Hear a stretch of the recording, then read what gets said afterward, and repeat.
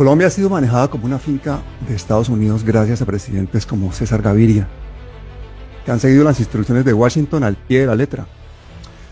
Ese hombre realizó una salvaje apertura económica y una política neoliberal que en los siguientes 30 años nos llenaron de pobreza. Acabaron con las pocas industrias que teníamos y nos convirtieron en uno de los países más desiguales del mundo.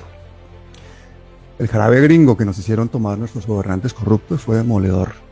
Tratados de libre comercio, falsa lucha contra las drogas, doctrina del enemigo interno e injerencia política y militar. En esa época, el altruista Luis Carlos Sarmiento Angulo, dueño hoy en día de bancos, tierras, carreteras, pensiones, periódicos y de medio país, viajó a Chile con su asesor Luis Alberto Moreno a estudiar el modelo de seguridad social de la dictadura de Pinochet. Al volver a la finca, no tuvo escrúpulos en proponerle al presidente Gaviria ese paquete chileno para reformar el sistema colombiano de seguridad social. Inmediatamente, las mentes brillantes de estos dos humanistas supieron que necesitaban de otra alma buena y generosa. ¿Y quién mejor que el entonces senador Álvaro Uribe Vélez para defender esa propuesta, para hacerla aprobar? Y es que esa reforma en el Congreso de la República dio lugar al principio del fin para lo que ha sido la salud y las pensiones en Colombia.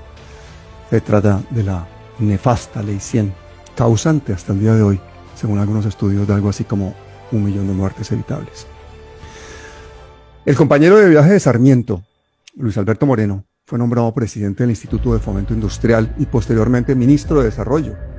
Y para coronar esa carrera neoliberal, terminó como presidente del Banco Interamericano de Desarrollo.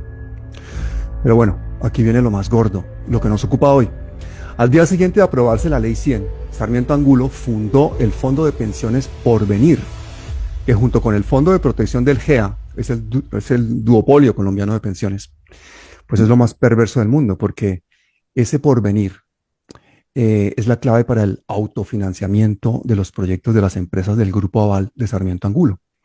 Por ejemplo, financió a Corfi Colombiana para el desarrollo de la hoy en ruinas Ruta del Sol y de otros proyectos famosos como el Puente Caído de Chirajara.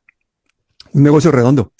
Con el dinero de los colombianos, Sarmiento se financia sus proyectos desde sus propias empresas, especula con ese dinero en sus propios bancos, financia campañas a políticos que hacen que las leyes que necesita su monopolio le permitan seguir creciendo y apoderándose del resto del país. Y si hay pérdidas, pues las pérdidas las asumen los colombianos. Hablando de la Ruta del Sol, la muerte de Pisano no la olvidamos y en estos días nos van a oír. Nos van a oír porque nos vamos a meter con ello a fondo. Y nos toca los alternativos, pues hasta las vacas sagradas del periodismo que denuncian de todo, callan porque ganan dinero con Sarmiento Angulo. Pero bueno, sigamos con nuestra historia de horror. Al tiempo que la Ley 100 salía, pues se le entregaba a los súper ricos las pensiones y la salud de los colombianos. Eso fue lo que hizo la Ley 100. El país se llenaba de millones de pobres y se disparaba la violencia a niveles de guerra civil. Sarmiento Angulo se hizo uno de los hombres más ricos del mundo. César Gaviria se convirtió en una vaca sagrada de la politiquería, se hizo potentado y terminaría de secretario de la OEA. La que salió peor parada fue Colombia, que se convirtió en lo que somos hoy en día. Un país donde importan más las ganancias de unos cuantos desalmados que el bienestar de millones de personas. Pero afortunadamente, las protestas sociales produjeron un cambio de gobierno, unas protestas que costaron cientos de vidas de jóvenes colombianos y otros cientos siguen en las cárceles a pesar de ya llevar 5 meses del nuevo gobierno. ¿Qué pasa, Gustavo Petro? Pero bueno, volviendo a la historia, Álvaro Uribe Vélez no solo fue el ponente de la Ley 100 que volvió la salud una mercancía y que le robó tantos derechos a los colombianos, también fue el ponente de la Ley 50 del 90, que suprimió la retroactividad en el pago de las cesantías y el derecho a la estabilidad laboral después de 10 años de antigüedad.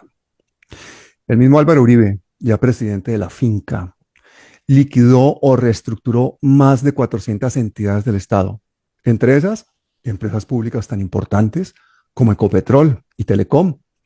Despidió a miles de trabajadores públicos y acabó con organizaciones sindicales históricas como la USO, organizaciones a las que les puso la diana en el pecho, equiparándolas a guerrillas. Uribe también abarató el trabajo tercerizado en Colombia, Para todo eso, su ministro de Hacienda no podía ser otro que Alberto Carrasquilla, otro recadero de Sarmiento Angulo como Moreno, que agravó aún más la precariedad de las pensiones al aumentar la edad y el número de semanas cotizadas necesarias. Pero si algo caracteriza a Uribe es ser un trabajador incansable. Por eso extendió la jornada diurna en Colombia hasta las 10 de la noche. Redujo los gastos, los pagos dominicales y abarató los costos por despidos. E hizo una jugada maestra. Unió el Ministerio de Trabajo y el de Salud para impedir que ese Ministerio de Trabajo cumpliera su labor, que no era otra que defender a los trabajadores y a los pacientes.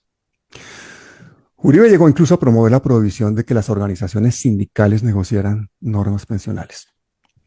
Así que bueno, gente, escúcheme porque las vidas perdidas no las vamos a recuperar y tampoco se va a reparar todo el sufrimiento de la ciudadanía.